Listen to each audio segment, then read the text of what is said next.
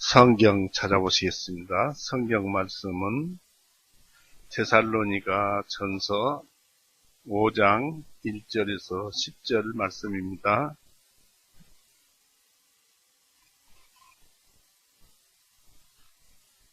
성경 말씀은 데살로니가 전서 5장 1절에서 10절까지의 말씀입니다. 같이 읽습니다. 그러나 형제들아, 그 때와 그 시기에 관하여는 내가 너희에게 쓸 필요가 없으니 주님의 날이 밤에 도적같이 이를 줄을 너희 자신이 완전하게 알기 때문이라. 이는 그들이 평안하다, 안전하다 말할 때 아이 뵌 여자에게 해산의 고통이 오는 것 같이 갑작스런 멸망이 그들 위에 임하기 때문이니 그들이 결코 피하지 못하리라. 그러나 형제들아, 너희는 어두움 속에 있지 아니하니 그날이 너희를 도적같이 덮지 못하리라. 너희는 모두 빛의 자녀들이요 낮의 자녀들이라. 우리는 밤이나 어둠에 속하지 아니하니 그러므로 우리가 다른 사람들 같이 잠자지 말고 오직 깨어 정신을 차리자. 이는 잠자는 자들은 밤에 자고 술 취하는 자들은 밤에 취하기 때문이니 우리는 낮에 속하였으니 정신을 차리고 믿음과 사랑의 흉갑을 붙이고 구원의 소망을 도구로 쓰자.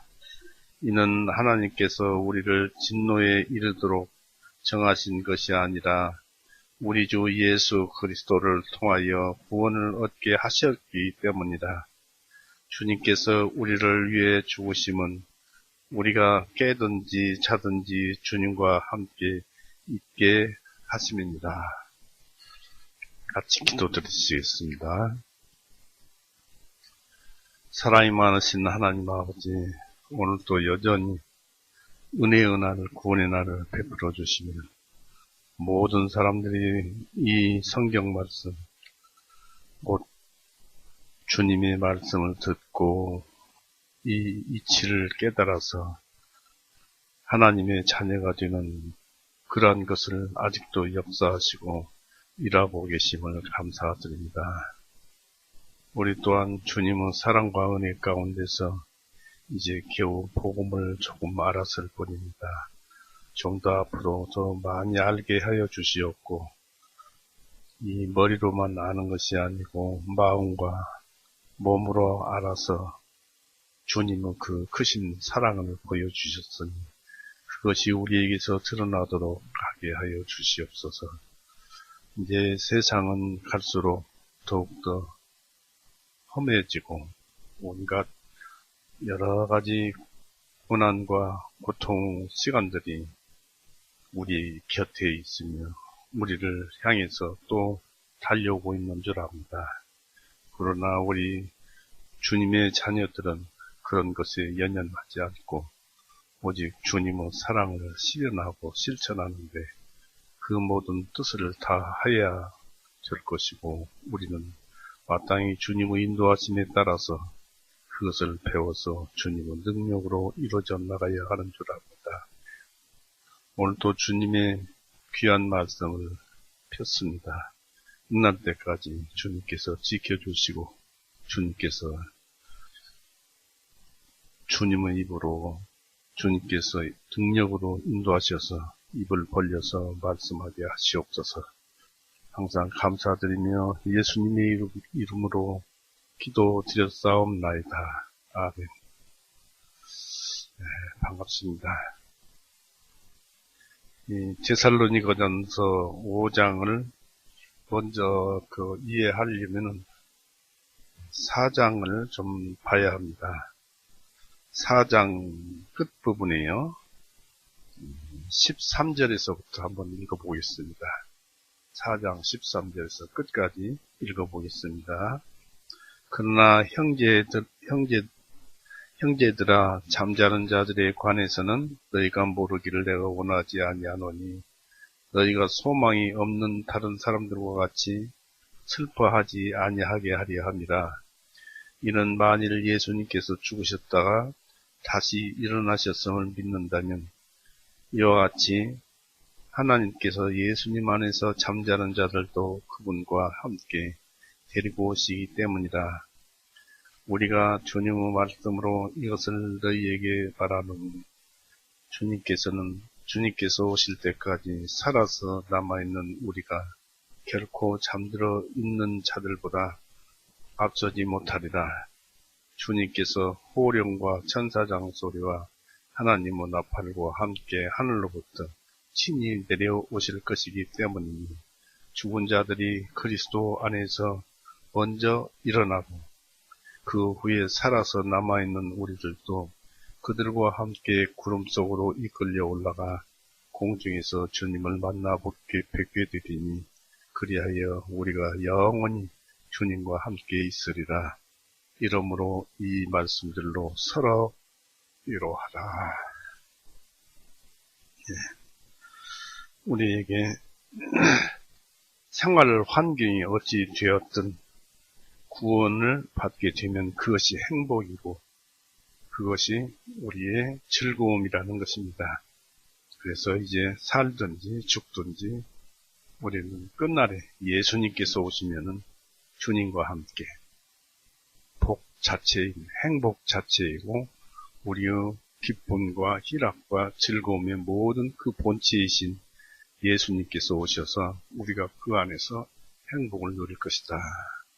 그것이 또 우리의 소망이고 우리는 그것을 바라보고 믿는 것이 아니라 믿어졌고 이렇게 살아가고 있습니다. 우리는 그래서 이 삶이 세상에 매여서 얽매여서 살게 되면은 참 거기에 속고 또 많은 슬픔과 괴로움과 고통을 당하지만 우리가 하늘의 소망을 두게 되면 이와 같은 행복이 기다리고 있다는 그 시간만 되면은 우리에게 주어진다는 것을 생각하면 항상 즐거움과 기쁨에 살 수 있습니다. 요즘 이태원 사건을 바라보면 곰곰이 생각을 해보면 그날이 할로윈 데이라고 해서 귀신 축제 날인데 그 역시 사람이 그러한 그 세상에 속아서 그것을 즐기려고 하다 보니까 결국 많은 사람들이 죽게 되고 애꿎은 생명들이 구원받은 사람도 있을지 모르겠지만 구원 못 받은 사람이 많을 것입니다. 애꿎은 사람들이 지옥으로 떨어지는 그러한 그 상태에 이런 것입니다. 여기서 우리가 알 수 있는 것은 그 젊은 청년들이 그 축제, 귀신 축제를 즐기려고 갔다가 오히려 아픔과 고통과 죽음만 당했고 많은 괴로움을 당했다는 것입니다. 여기에서 이것을 배울 수 있어요. 사단은 거짓말을 하는 자요, 살인하는 자다라는 것을. 즐기려고 갔지만은 고통과 슬픔만 안겨주었고 또 심지어는 죽기까지 당했잖아요. 그래서 세상이라는 것은 우리에게 당장은 달콤하지만 결국 그것은 거짓말이고 끝에는 죽음이라는 것. 그래서 세상을 잘 살펴서 우리가 믿음 안에서 살아야 한다는 것을 그런 사건에서 이제 우리는 눈여겨봐야 할 것입니다. 이 4장의 뒷부분에서 주님의 부활과 재림에 관하여 언급했던 바울은 5장에서는 예수님께서 오실 때에 대해서 이 데살로니가 교회에 그때에 관하여 묻는 것은 필요 없는 일이요 무익한 것임을 말을 해줍니다.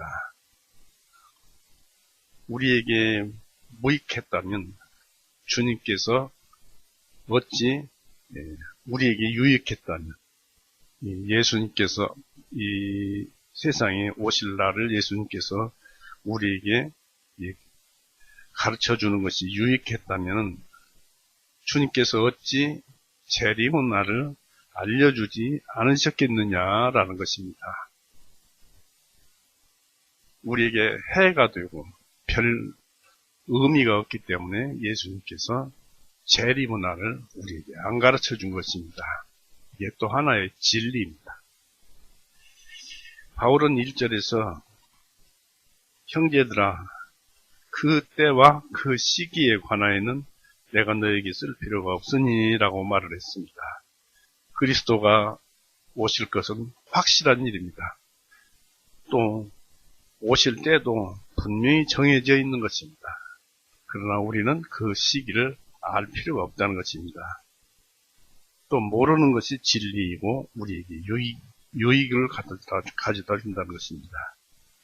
그래서 바울은 이때에 관해서 기록할 필요는 없었습니다. 그러므로 바울에게 계시가 주어지지도 아니하였고 따라서 당시 사람들이나 우리나 아무도 이 비밀을 알려고 해서는 안 된다라는 것입니다. 이 비밀은 아버지께서 아버지의 소관에 그 소관 아래 두신 것입니다. 그래서 그 날과 시기에 대해서는 아무도 알지 못합니다. 마태복음 24장 보십시오.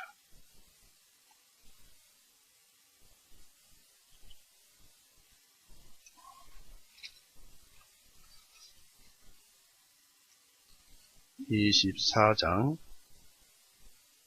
36절을 보십시오. 마태복음 24장 36절. 그러나 그날과 그 시각에 대해서는 아무도 모르나니 하늘의 천사들도 모르고 오직 나의 아버지께서만 아시느니라 했습니다. 또 25장 13절을 보십시오.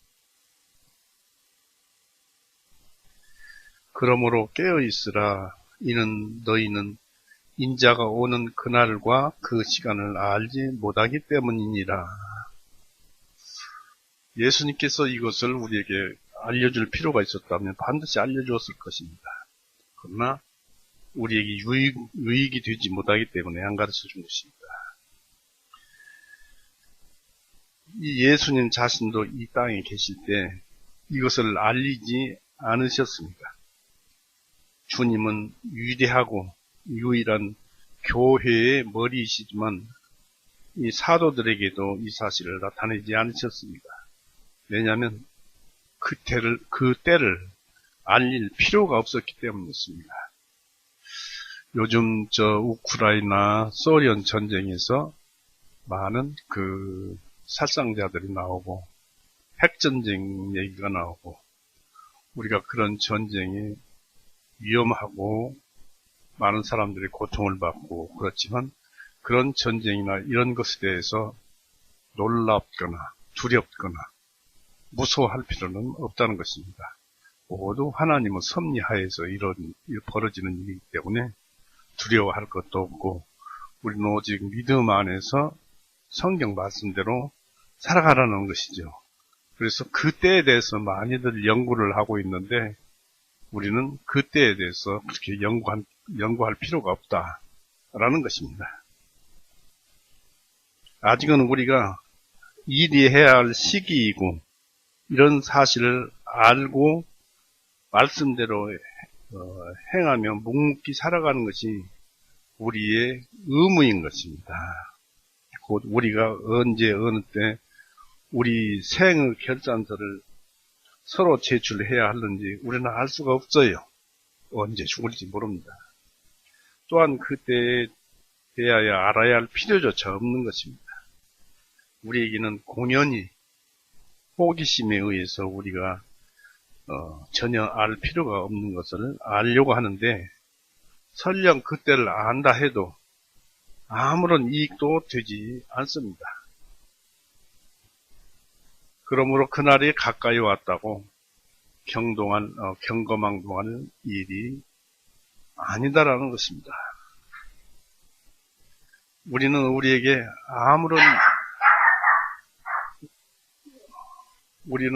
아무런 이익도 되지 않는 일들을 알려고 하는 것들이 많다는 것을 기억을 해야 합니다. 이 사도 바울은 그리스도의 재림이 급격히 임할 것과 그것이 모든 사람들에게 대단히 경악이 될 것을 말을 합니다. 데살로니가전서 5장 2절 한번 보십시오.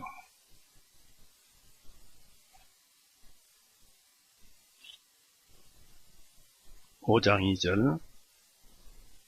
데살로니가전서 5장 2절. 주님의 날이 밤에 도적같이 이를 줄을 너희 자신이 완전하게 알기 때문이라. 그것을 알았다면 언제나 깨어 있어야죠. 이 사실이야말로 저들이, 즉 믿지 않는 자들이 완전히 알 수 있고 또 반드시 알아야 할 사실입니다. 왜냐하면 우리 주님 자신이 너희가 생각지 않은 때에 인자가 오리라고 말씀하시기 때문입니다. 그래서 마가복음 13장 35절 36절에도 그러므로 깨어 있어라. 집주인이 언제 올는지 너희가 알지 못함이라. 그가 호련히 와서 너 자는 것을 보지 않도록 하라고 말씀하셨습니다. 바울은 저들에게 그리스도 오심에 대하여 말하면서 그가 갑작스럽게 오실 것을 분명히 말을 했습니다. 밤중에 도적같이라는 말은 주님의 오심을 의미하는 말씀입니다. 계시록 16장 한번 보십시오.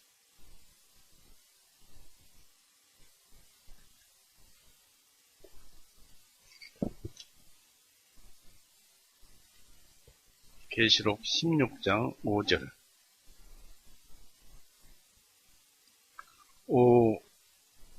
또 내가 들으니 물들의 천사가 말씀드리기를 오 주님이시여 지금도 계시고 전에도 계셨고 앞으로도 계실 주님께서 이렇게 심판하셨으니 의로우시도다. 이런 15절을 보십시오. 15절을 보십시오. 잘못 찾았습니다. 15절. 보라, 내가 한 도적같이 오리니 깨어있어 자기 옷들을 지키고 벌거벗은 채로 다니지 아니하여 사람들에게 자기의 부끄러움을 보이지 아니하는 그 자가 복이 있도다. 그러니까 언제 어느 때 오실지 모르니까 항상 깨어있으라는 얘기죠. 이 도둑이 사람이 곤히 잠든 한밤중에 오듯이 주님의 날도 이같이 갑자기 이를 것입니다. 우리 주님의 나타나심은 돌발적이요 놀라운 것이 될 것입니다. 믿는 우리에게 처음 오셨을 때도 그랬습니다. 구원받을 때 처음 그 믿음이 주어지고 주님이 오셨을 때 우리도 깜짝 놀랐죠. 따라서 주님께서 재림할 그 정확할 때를 아는 것보다 주님께서 갑작스럽게 오신다는 사실을 아는 것이 더 유익할 것입니다. 왜냐하면 이런 지식은 우리로 깨어 경건하게 하여 주님께서 언제 오시든지 주님을 맞이할 수 있게 할 것이기 때문입니다. 이 바울은 데살로니가 그 교인들에게 주님의 재림이 불신앙자들에게는 얼마나 큰 두려움이 될 것인가를 3절에 말을 했습니다. 3절에 이는 그들이 평안하다, 안전하다 말할 때 아이된 여자에게 해산의 고통이 오는 것 같이 갑작스런 멸망이 그들 위에 임하기 때문이니 그들이 결코 피하지 못하리라 하고 했습니다. 하나님이 말씀하신 거예요. 그냥 예사로 들을 말씀이 아닙니다.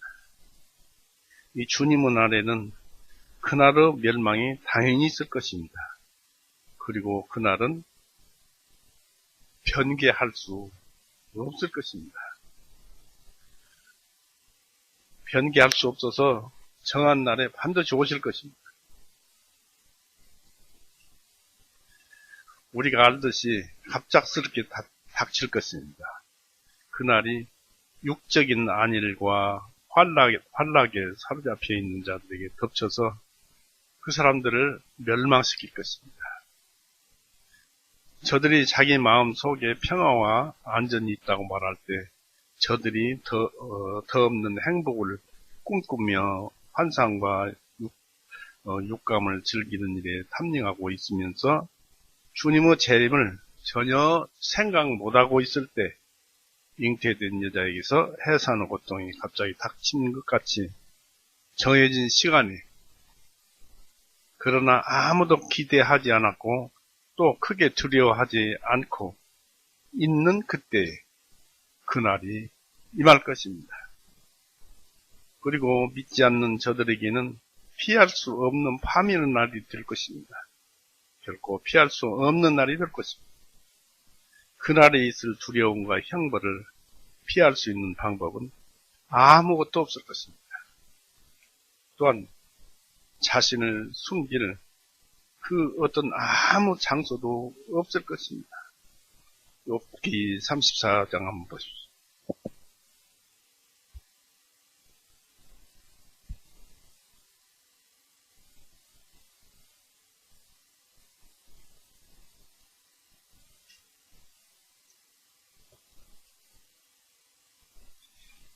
욥기 34장 22절에 보시면은 죄악의 일꾼들에게는 자신들을 숨길 수 있는 어두움도 없고 죽음의 그늘도 없도다. 죽을 수도 없다는 얘기입니다. 죄인. 피할 수가 없어요. 아모스 한번 보십시오.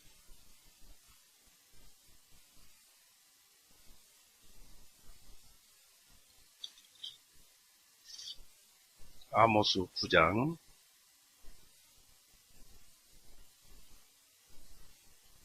9장 2절 3절 보시겠습니다. 그들이 파고 지옥으로 들어간다 할지라도 내 손이 거기서 그들을 붙잡을 것이요 그들이 하늘까지 올라간다 할지라도 내가 거기서 그들을 끌어내릴 것이며 그들이 갈멜의 꼭대기 속에 숨을지라도 내가 찾아내어 거기서 그들을 붙잡을 것이요 그들이 내 목전에서 바다의 밑에 숨을지라도 거기서 내가 뱀에게 명령하리니 그 뱀이 그들을 물 것이며, 그래서 숨을 것이 없다. 하나님 앞에서는 어디든지 숨어서 피할 곳이 없다는 것을 얘기하고 있습니다. 그래서 그날에는 다 심판을 받아야 돼요. 그래서 그날에는 악한 자들을 태울 불꽃으로부터 그들을 가려줄 그늘이 전혀 존재하지 않을 것입니다. 이 바울은 이 데살로니가 교회의 그 의로운 자들에게는 그날이 얼마나 위로가 될 것인가를 4절, 5절에서 말을 하고 있습니다. 데살로니가 전서 5장 4절, 5절을 보세요.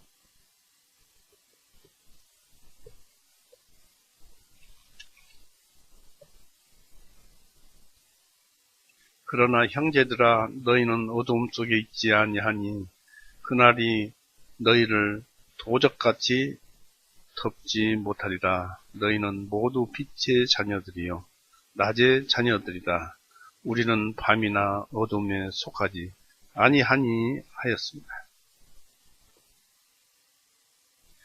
이 성도들이 지니는 특성과 특권이 있는데 그것은 어둠 가운데 있지 않으며 빛의 자녀들로서 이방 세계처럼 죄와 무지에 처해 있지 아니하였습니다. 그들은 한때 어둠 가운데 있었으나 주님 안에서 밝은 데 처해 있었습니다. 믿는 그들은 자기들이 볼 수 있는 영원한 것을, 특별히 주님의 오심과 결과에 대한 여러 가지 거룩한 그 계시를 알 수 있는 은총을 받고 있었습니다. 믿는 자들은 다 알고 있었다는 얘기입니다. 그들은 낮의 아들이었습니다. 왜냐하면 주님의 빛이 그들 위에 떠있기 때문입니다. 의로우신 주님께서 당신의 날개 아래에 그들을 품고 사랑하셨기 때문입니다. 우리는 주님 품 안에 있습니다. 그러므로 그들은 더 이상 이겨도 어둠 가운데 있지 아니하였으며 율법의 어둠 아래 거하지도 아니하였고 오로지 복음 아래에 거하였습니다. 그 복음은 그들에게 빛 가운데서 생명과 불멸함을 가져다 주었습니다. 디모데후서 1장 10절 한번 보십시오.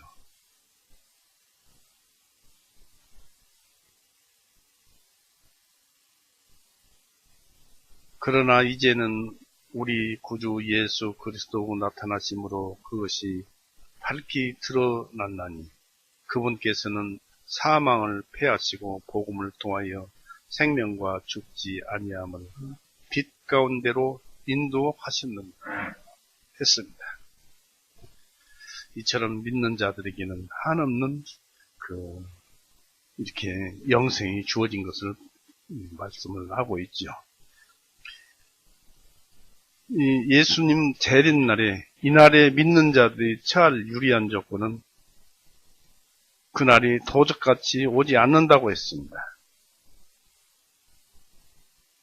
그래서 우리는 그것을 좀 살펴봐야 되는데요.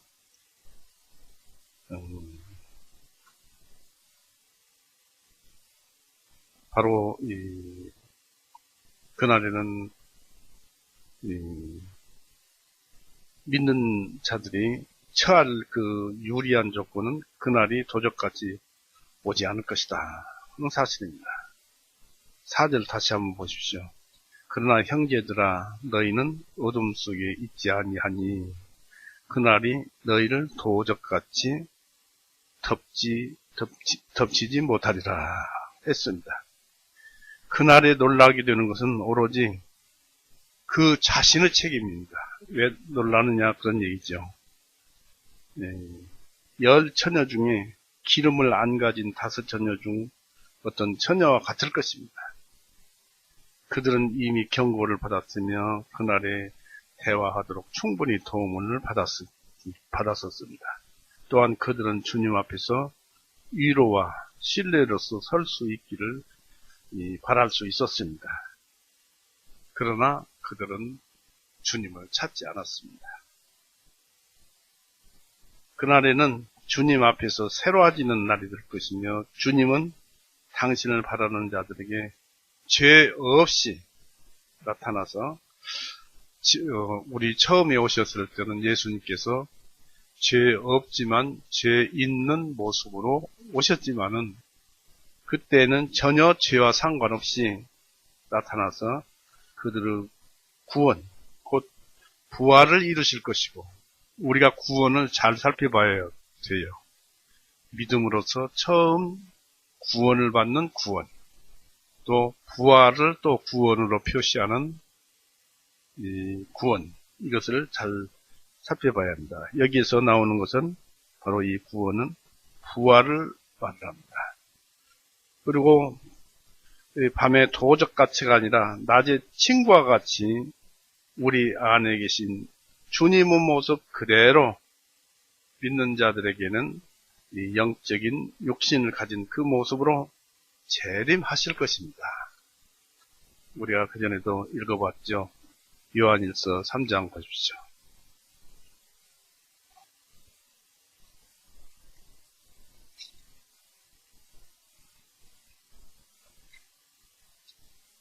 친구같이 오실 것인데 이렇게 본다는 얘기입니다. 요한일서 3장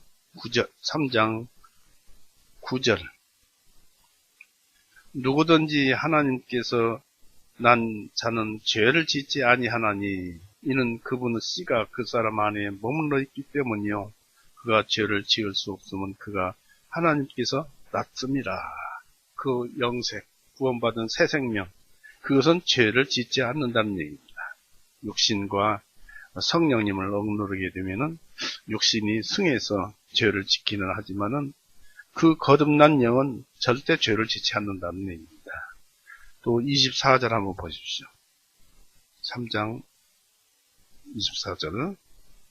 그분의 명령들을 지키는 자는 그분 안에 거하며 그분께서 그 사람 안에 거하시나니 주님께서 우리에게 주신 성령님을 힘입어 그분께서 우리 안에 거하시는 것을 우리가 아느니라.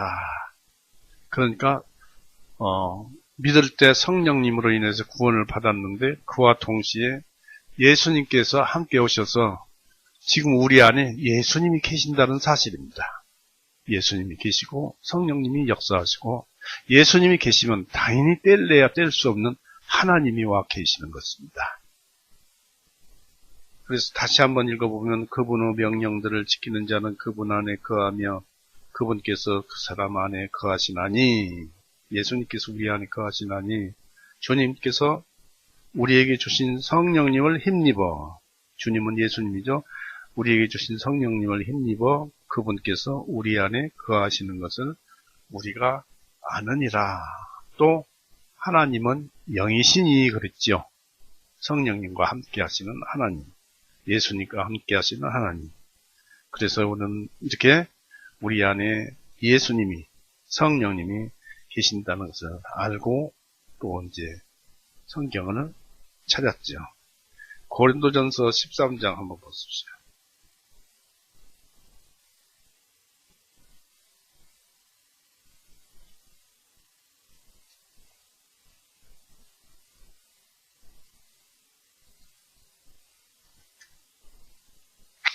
고린도전서 13장 11절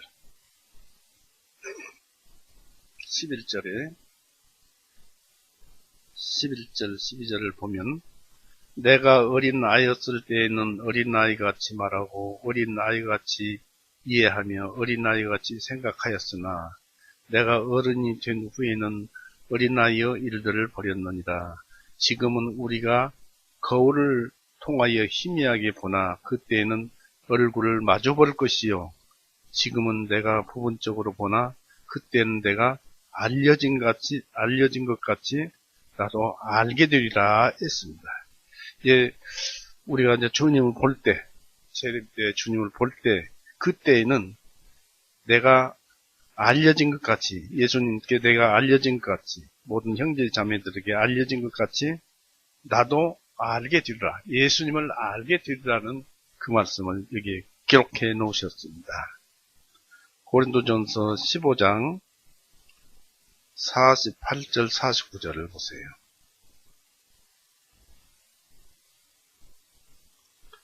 땅에 속한 자들은 땅에 속한 그 사람과 같고 하늘에 속한 자들은 하늘에 속한 그분과 같으리니 우리가 땅에 속한 그 사람의 형상을 지닌 것 같이 하늘에 속하신 그분의 형상도 지니게 되리라 하였습니다.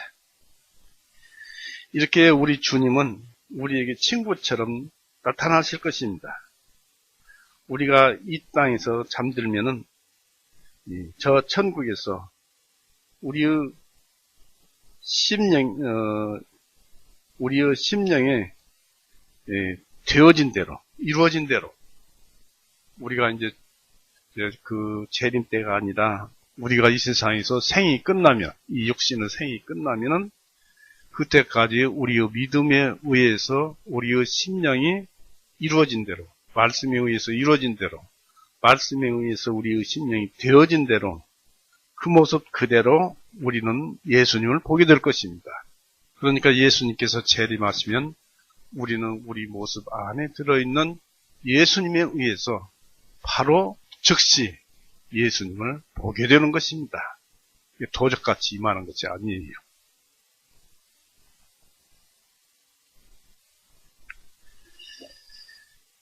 이제 그래서 우리가 그때는 모르지만은 이렇게 우리는 친구처럼 알게 된다는 사실을 우리는 생각해야 할 것입니다. 이제 6절에서 10절을 보십시오. 그러므로 우리가 다른 사람들 같이 잠자지 말고 어느 때 언제 올지 모르지만 물론 예수님이 우리 안에 있지만은 우리 영이 잠들지 말고 오직 깨어 정신을 차리자. 이는 잠자는 자들은 함께 밤에 자고 술 취하는 자들은 밤에 취하기 때문이니 우리는 낮에 속하였으나 정신을 차리고 믿음과 사랑의 흉갑을 붙이고 구원의 소망을 투구로 쓰자. 우리가 구원의 소망을 투구로 쓰자는 것은 부활을 말을 합니다. 부활의 소망을 투구로 쓰자. 우리는 분명히 죽으면 살 것이다 라는 부활의 소망을 투구로 쓰자. 구원받았으니까. 그러면서 9절에 이는 하나님께서 우리를 진노에 이르도록 정하신 것이 아니라 오직 주 예수 그리스도를 통하여 구원을 얻게 하셨기 때문이라. 바로 여기에서 이 영원 구원, 곧 복음으로서 구원을 얻게 하셨기 때문에 그렇다는 얘기입니다. 그래서 10절에 주님께서 우리를 위해 죽으심은 우리가 깨든지 자든지 주님과 함께 살게 하려 하십니다. 이게 목적이라는 것입니다. 예수님과 함께 살게 하기 위해서 우리의 영혼을 구원해 놓으시고 부활까지도 우리에게 이루어주시는 것입니다. 그래서 우리는 좋은 것을 가지고 있습니다. 이 앞에서 재림의 날에 근거하여 그 몇 가지 필요한 그 의무에 대해서 이제 6절에 권고하였지요. 그러므로 우리가 다른 사람들 같이 잠자지 말고 오직 깨어 정신을 차리자 했습니다. 여기서 말을 바꾸면 경계와 근신입니다. 이 경계와 근신의 의무는 각각 명백한 차이를 가지고 있습니다. 경계와 근신 그 자체, 각각 차이를 가지고 있습니다. 이 둘은 상호간에 유사성을 지닙니다. 왜냐하면 우리가 너무나 많은 유혹에 휩싸여서 무절제하고 분수에 지나친 생활을 하게 되면은 우리가 경계하지 않는 한 근신할 수가 없고 또 근신하지 않는 한 깨어 있을 수도 없기 때문입니다. 우리는 다른 사람처럼 잠자지 말고 깨어서 있도록 하자는 것입니다. 우리가 안전하다고 부주의해서는 안 됩니다. 또한 영적인 태만과 게으름에 빠져서도 안 됩니다. 우리가 우리의 경계를 그만두면 안 됩니다. 항상 깨어 있어야 합니다. 죄와 죄의 유혹으로부터 우리 자신을 계속적으로 지켜야 합니다. 사람은 일반적으로 자기의 의무에 부주하며 자기 영혼의 적에 대해서 대단히 허술합니다. 그들은 가장 큰 위험에 빠져 있으면서도 믿지 않는 자들은 그렇게 빠져 있으면서도 평안하다, 안전하다고 말을 합니다. 그리고 영혼이 좌우될 귀중한 순간들을 게으르게 꿈이나 꾸면서 소비해버립니다. 시간들을 다 헛되게 보내버립니다. 미쳐서 평생을 삽니다. 그리고 자는 사람들이 주변에서 무슨 일이 일어나는지 모르듯이 저 세상에 관하여 생각도 못하고 주의도 못합니다. 왜냐하면 그들이 자고 있기 때문입니다. 또 꿈을 꾸고 있기 때문입니다. 그 모든 일들을 올바르게 생각해 보지도 못합니다. 그러나 우리는 경계를 해야 할 것입니다. 죄짓지 말고, 줄 수 있으면 죄짓지 말고 깨어있고 그래야 할 것입니다. 깨어서 파수보는 그런 자답게 행동을 해야 합니다. 저도 이렇게 말을 합니다마는 깨어있으려고 퍽 노력합니다. 언제 오실지 모르니까요. 그러나 언제 오실지 모른다기보다도 어떻게 하면 말씀을 따라서 살까에 초점을 맞추고 있습니다. 우리는 우리를 얽어매려는 이 세상 것들에 대한 욕망과 본능적인 욕구를 삼가해야 합니다. 절제는 지나치게 먹고 마시는 것과는 반대되는 의미를 일반적으로 가집니다. 특히 여기서는 술 취함과 상반되는 의미로 사용된 것입니다. 그러나 이 절제라는 말은 동시에 모든 것에 대해서 절제를 뜻하는 말입니다. 주님께서는 제자들에게 경고하시기를 방탕함과 술 취함과 생활의 염려로 마음이 둔하여지고 뜻밖의 그날이 올무같이 너에게 임하리라고 누가복음 21장 34절 36절로 말씀하셨습니다. 절제와 마찬가지로 우리는 주님께서 가까우시기 때문입니다. 우리의 온전함을 모든 사람들에게 알게 해야 합니다. 이 외에도 경계와 근신은 나저 자녀로서 그리스도의 성품과 특권에 가장 알맞는 것입니다.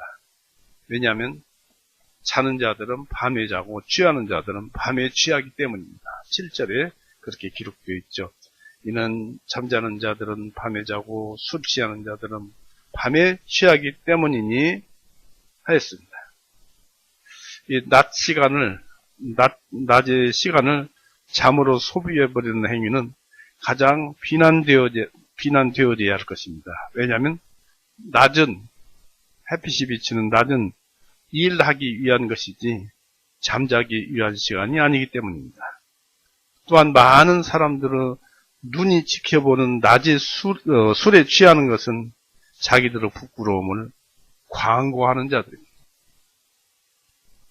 만약 믿음의 혜택을 입지 못한 자들이 자신을 방임함으로써 사탄에 의해 죄된 안락 가운데서 이 잠이 든다면 결코 이상할 것은 없습니다.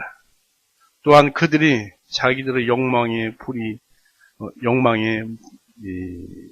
목이 메어서 온갖 방탕한 사치에 탐닉한다거나 해도 그것이 이상할 것은 없습니다. 구원을 안 받았기 때문에 이상할 것은 없습니다. 왜냐하면 그들은 어둠에 속해 있기 때문입니다. 그런 사람들은 자기들의 위험을 깨닫지도 못합니다. 그러므로 그들은 잠을 잡니다. 또 자기들의 의무를 깨닫지 못합니다. 그래서 그들은 취하며 지냅니다. 그러나 자신들의 얼굴에 복된 복음의 빛을 받는 그리스도인들이 자기들의 영혼과 새로운 세계에 대해서 어찌 부주할 수가 있겠느냐 이것입니다. 깨어 있어야 할 것입니다. 많은 사람들의 관심의 대상이 되고 있는 사람들은 특별한 몸가짐을 가지고 처신해야 할 것입니다. 그러니까 세상적인 재미는 하나도 없겠지만은 말씀에 의해서 온전히 살아야 할 것입니다. 그리고 말씀에 의해서 온전히 살다 보면 말씀에서 주는 그 기쁨과 그 희락이 있기 때문에 좋은 거예요. 처음에는 그렇게 살기가 힘들고 어렵겠지만 말씀대로 살다 보면 재미있을 것입니다.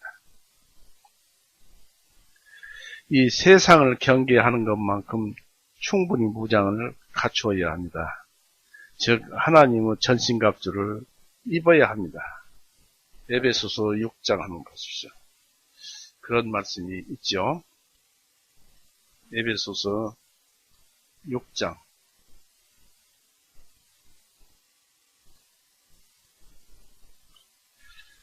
길게 읽어볼 것입니다. 에베소 6장 12절 이는 우리의 싸움이 육체와 피를 대적하는 것이 아니요 정사들과 권세들과 이 세상 어둠의 지리자들을 대적하고 높은 곳들에 있는 영적인 사악함들에 대적하는 것입니다. 했습니다. 이와 같은 것과 싸운다. 그런 죄의 권세들과 싸웁니다. 13절에 그러므로 너희는 하나님의 전신갑주를 입으라. 이것은 악한 날에 너희가 능히 견디어내고 모든 일을 다 이루기까지 서기 위함이니라. 그러므로 서서 진리로 너희의 허리띠를 두르고 의의 흉배를 붙이고 너희 발에 신을 신고 복음을 신고 평안의 복음을 예비하고 모든 것 위에 믿음의 방패를 취하며 너희는 이 믿음을 가지고 굳건하게 취하며 너희는 이것으로 능히 저 사악한 자들의 모든 불화살을 끄리라. 또한 구원의 투구와 바로 부활이죠.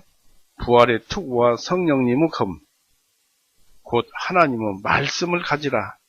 성령님 안에서 모든 기도와 간구로 항상 기도하되 너희 성도들을 위하여 모든 인내와 간구로 깨어있으라 했습니다. 이와 같이 우리의 삶을 이와 같이 표준을 삼고 살면은 그대로 되는 것입니다. 처음에 이대로 살기란 힘들 것입니다. 괴롭고 몸도 괴롭고 마음도 괴롭고 피곤할 테지만은 이렇게 살다 보면은 주님의 주신 기쁨이 이 속에서 우러나오는 거예요. 이게 은혜예요. 힘들지만 하고 나면은 이 일을 우리가 행하고 나면은 기쁨이 희락이 그 속에서 나오는데 그것은 바로 하나님이 함께 하시기 때문에 나오는 거예요. 바로 하나님이 우리와 동행한다는 사실입니다. 그것을 보게 되면 즐거움이 솟고 그래서 더욱더 이대로 이 말씀대로 살고 싶어지는 것입니다.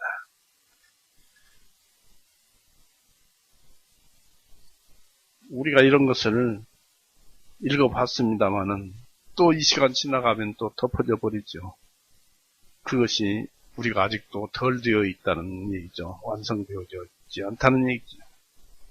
그래서 항상 말씀을 보고 있어야 합니다.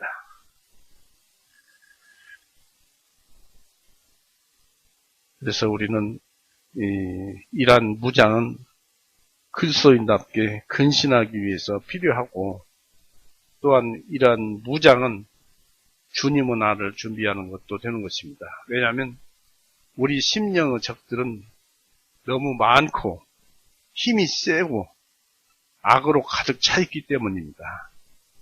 마귀들은 많은 사람들을 부주의하게 하고 안심하게 하고 오만하게 하고 그들로 취하게 함으로써 즉 거만과 정욕으로 취하게 함으로써 또한 자기 기만과 경솔과 육감적 쾌락의 합리화로 취하게 함으로써 심령의 적들을 자기 편으로 만들고 마귀들을 자기 편으로 만들고 또 그러한 일에 붙들어 매어 놓습니다. 그러니까 우리는 그러한 유혹들에서 대항하여서 우리 자신을 충분히 무장할 필요가 있습니다. 즉 영적인 믿음과 사랑의 흉갑을 붙이고 구원의 소망을 툭으로 머리를 안전하게 보호해야 합니다. 우리는 부활할 것 아니겠습니까? 그 소망을 항상 지니고 다니라 그런 얘기입니다. 그러한 영적인 그 무기들은 그리스도교의 세 가지 은혜인 믿음, 소망, 사랑으로 구성됩니다. 그것이 기초입니다. 8절 한번 보십시오. 데살로니가전서 5장 8절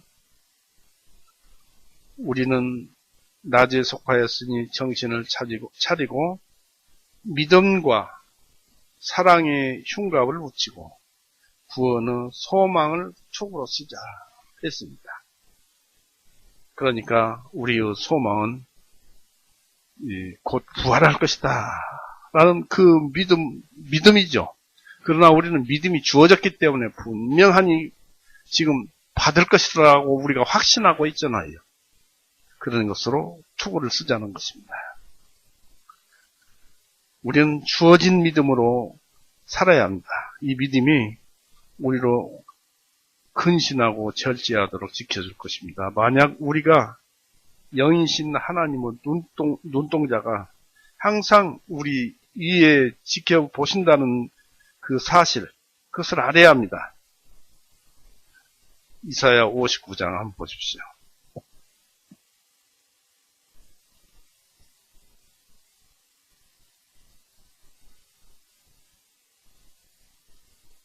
이사야 59장 21절 보세요.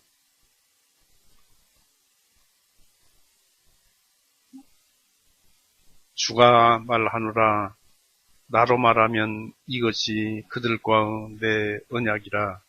내 위에 있는 내 영과 내 입에 둔 내 말이 내 입과 내 씨의 입에서와 내 씨의 입에서 떠나지 아니하리니 이제 영원토록 떠나지 아니하리라. 주가 말하노라 했습니다. 여기서 보면은 우리의 말씀이 입에 있고 또 하나님은 우리 위에 있고 그뿐입니까? 우리 심령 안에 와 계시는 것입니다. 우리가 하나님이 거할 영혼이 된 것입니다.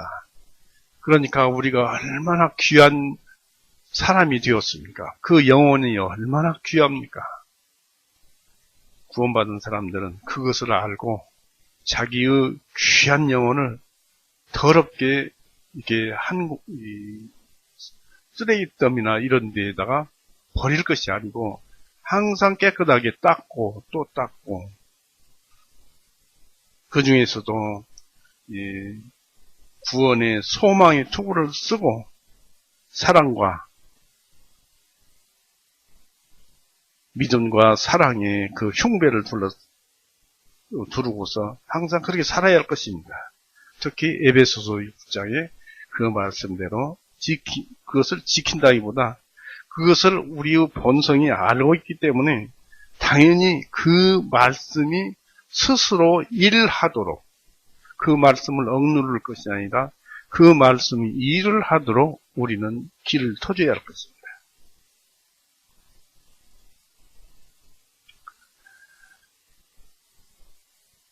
그리고 우리에게는 이 격전을 벌여야 할 영적인 원수들이 있고 또 위하여 준비해야 할 영적인 세계가 있다는 것을 믿는다면 우리가 왜 근신하고 절제해야 하는지 알 수 있을 것입니다. 믿음은 우리 원수들의 공격에 대한 최선의 방어가 될 것입니다. 우리는 우리의 심령을 사랑으로 불태워야 합니다. 사랑도 역시 우리를 방어해 줄 것입니다. 하나님께 속한 일과 하나님께 대한 신실함과 불붙는 열정은 우리로 근신하고 경계하게 할 것이며 유혹과 고난의 때 우리가 배교하지 않도록 우리를 지켜 주실 것입니다. 우리는 말세의 징조에 대해서 성경이 기록해 놓은 데를 볼 수 있어요. 디모데 후서 한번 보십시오. 이런 것 정도는 보아서 주님이 언제 오실 것이다 라는 것은 우리가 알 수 있는데 그 정도의 차이를 모르기 때문에 언제 올지를 모르니까 항상 깨어 있자는 것입니다. 디모데후서 3장 1절에서 보십시오. 말세는 어땠는가?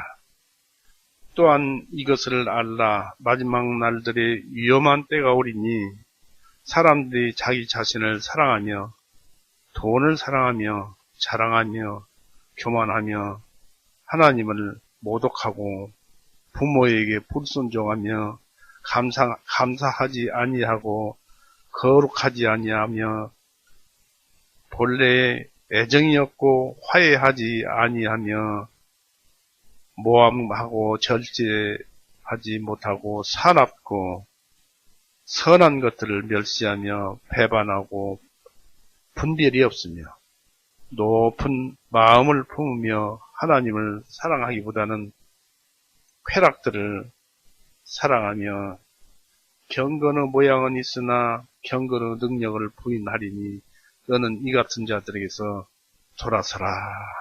이것이 마지막 날들에 일어날 일인데 우리가 정도의 그 차이를 우리가 모르니까 이것이 분명히 이때 일어날 테지만 어느 정도인가 그것을 모르기 때문에 알 수가 없다는 얘기입니다. 정확한 그때를.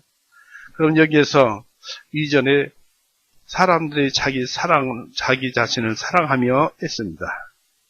돈을 사랑하며 했습니다. 우리가 이때쯤 되면은 우리 마음 속에서 타인을 사랑한다는 마음이 거의 없어졌을 것이다. 라는 얘기입니다. 그럴 것입니다. 우리가 사랑은 어디서 나옵니까? 우리에게서 사랑이 나오는 것은 바로 꾸밈없는, 거짓 없는 믿음에서 선한 양심이 나오고, 선한 양심에서 순수한 마음이 나오고, 순수한 마음에서 사랑이 나오는 것입니다. 그런데 순수한 마음이 없다면 사랑이 안 나오고, 그건 또 선한 양심이 아닐 것이고, 그 믿음은 가식적인 믿음일 것이라는 얘기입니다. 이 때가 바로 마지막 때라는 것을 우리에게 가르쳐주고 있습니다. 이런 정도를 알고, 이런 정도로서 알고, 우리는 신앙생활을 있는 그대로 최선을 다해서 에베소서 6장 말씀처럼 거기에 기준을 두고 살게 되면 그 말씀 자체가 일을 하게 해주면 됩니다. 그리고 그 말씀 자체가 일을 하게 해주면 우리에게 기쁨과 희락과, 왜냐하면 하나님이 동행하니까 그런 것들이 주어집니다. 우리는 기뻐할 것입니다. 그래서 우리는 영원한 안식의 구원을, 곧 부활을 소망으로 삼아야 합니다. 그리고 구원에 대한 생동력 있는 소망을 지녀야 할 것입니다. 은혜에 의한 이러한 영생에 대한 희망은 투구가 머리를 보호하는 것 같이 우리를 보호할 것이고, 우리로 죄의 기쁨에 도취되지 않도록 막아줄 것입니다. 이러한 죄의 기쁨은 잠깐에 불과한 것입니다. 만약 우리가 구원의 소망을 갖고 있다면 우리 소망을 흔들리게 하고 우리가 소망하는 위대한 구원, 위대한 부활에 우리를 부적당하게 만들고 또 무가치 한자로 만드는 행위를 하게 되지 않기를 우리는 주의해야 합니다. 이제 구원과 구원에 대한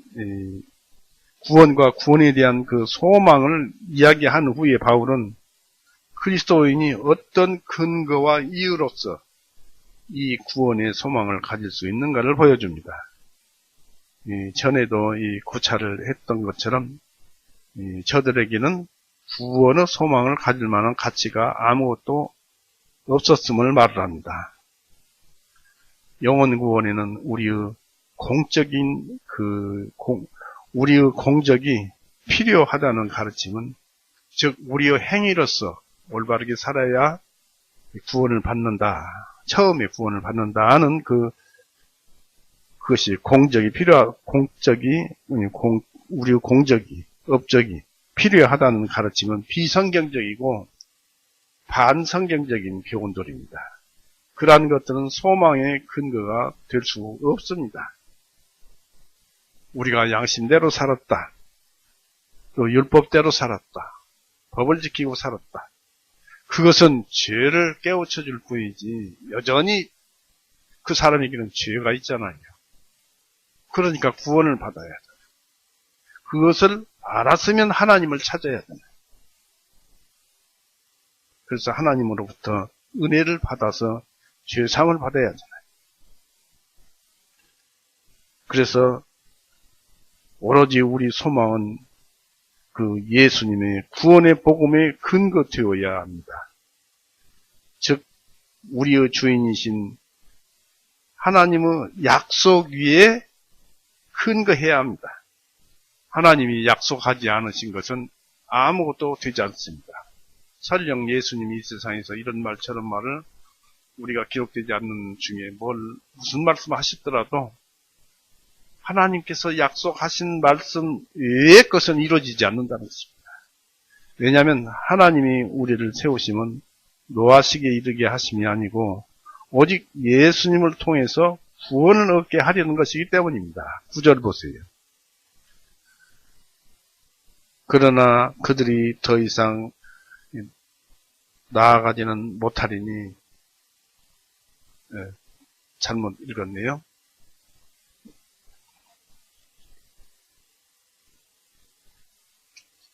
이는 하나님께서 우리를 진노에 이르도록 정하신 것이 아니라 오직 주 예수 그리스도를 통하여 구원을 얻게 하셨기 때문이라. 예수님을 통해서 구원을 받아야 돼요. 참 가장 쉬운 것이면서도 항상 들어오는 것이면서도 이것이 참 중요해요.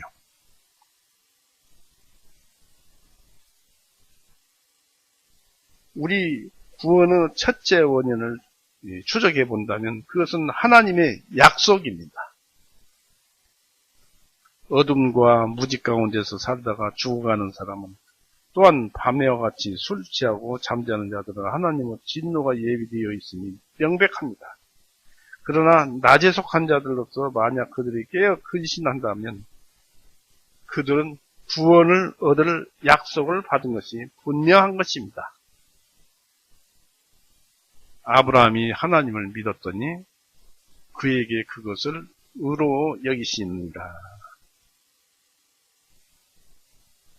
그 하나님께서 아브라함에게 무엇을 믿었습니까? 내 씨가 하늘의 별들처럼 많을 것이다. 그것은 하나님의 약속이잖아요. 그것을 믿음으로써 그도 구원을 받은 것입니다. 하나님의 약속이 확실함과 확고함은 우리 소망을 격려해주고 지지해주는 것입니다. 하나님은 전지전능하시고 한 번 말씀하시면 불변이시고 회전하는 그림자도 없으시고 만일 우리가 자신의 공로나 능력으로 구원을 얻는다면 우리는 구원에 대해서 아주 희망이 없거나 희망할 수 없는 것입니다. 그러나 우리는 하나님의 은혜의 약속하심 때문에 구원을 얻을 수 있음을 알기 때문에 이 구원이 흔들리지 아니한다는 것을 확신할 수 있는 것입니다. 왜냐하면 하나님께서 믿는 자를 선택하시면 영원히 설 것이기 때문입니다. 하나님의 약속은 신실하셔서 그대로 이루어지고 또 되어져 있습니다. 이러한 하나님의 약속 위에 우리는 흔들리지 않는 소망을 건설하는 것입니다. 우리는 오직 예수 그리스도의 은혜와 공로에 근거해야 합니다. 하나님의 약속 위에서 예수님은 바로 그리스도의 바로 은혜와 공적에 예수님의 업적에 근거해야만 합니다. 그 구원은 우리를 위해서 피 흘리고 죽으신 예수 그리스도에 의해서 가능해진 것입니다.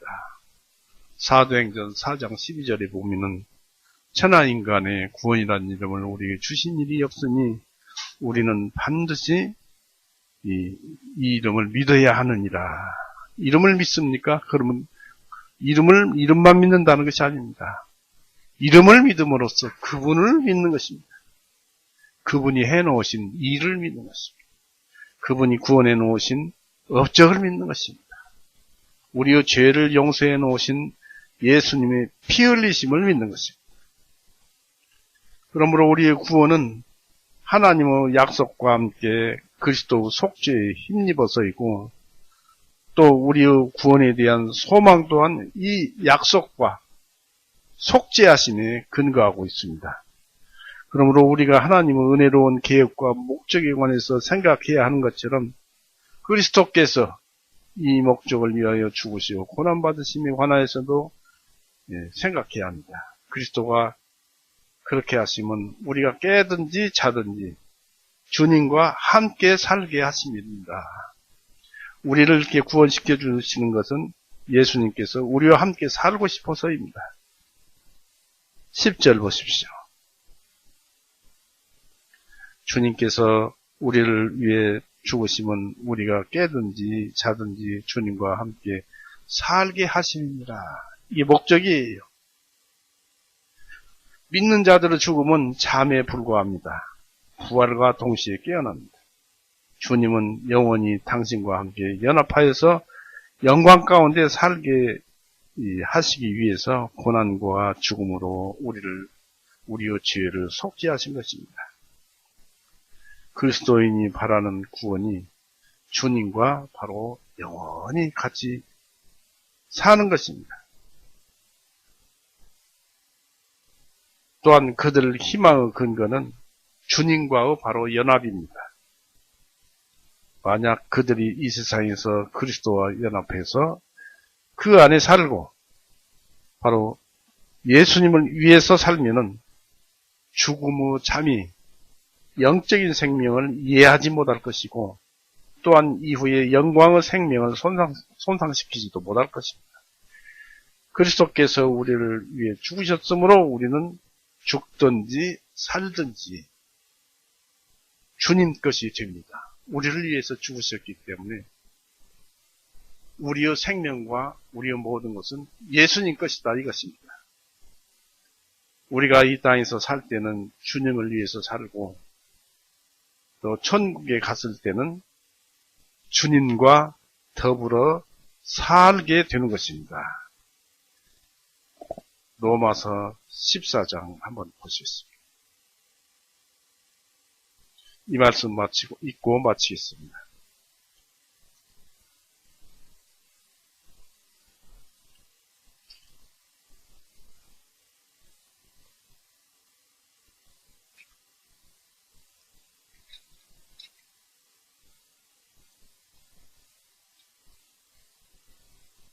로마서 14장 8절 같이 읽어봅니다. 읽습니다. 이는 우리가 살아도 주님을 위하여 살고 우리가 죽어도 주님을 위하여 죽으나니 그러므로 우리는 살든지 죽든지 주님의 것이로다. 이 한 말씀만 이해해도 주님께서 한없는 은혜를 받을 것입니다. 오늘은 이렇게 해서 마칠까 합니다. 같이 기도드리시겠습니다. 살아임하신 하나님 아버지, 오늘도 우리 가운데서 역사하시고 또 예수님께서 이 세상에 와서 죽으심은 우리와 함께 살고자 해서입니다. 우리가 이제 그 말씀을 읽어서 알았습니다. 그리고 우리가 그렇게 살게 될 것을 또 그렇게 살게 되기를 위해서 믿음과 사랑으로 흉배를 조르고 또 소망으로 구원의 투구를 쓸 것을 우리에게 가르쳐 주셨습니다. 참으로 우리는 모든 것이 주님께서 주시는 기쁨이요 즐거움이요 사랑인 것을 우리가 하나둘 깨우쳐 갑니다. 우리 육신은 그런 것들을 멀리하게 하나둘 떼어놓으려고 애를 쓰지만 주님의 말씀은 오히려 말씀에 가깝게 하고 그로 인해서 사랑과 또 은혜를 받음으로써 더욱 사랑하게 하는 그런 것인 줄 알았습니다. 우리는 부족하오니 주님께서 인도하여 주시옵소서. 그리고 주님께서 예전에 말씀하셨듯이 주님께서 하신 일은 주님께서 끝까지 이루실 것이라는 그런 말씀을 성경에서 읽어보았습니다.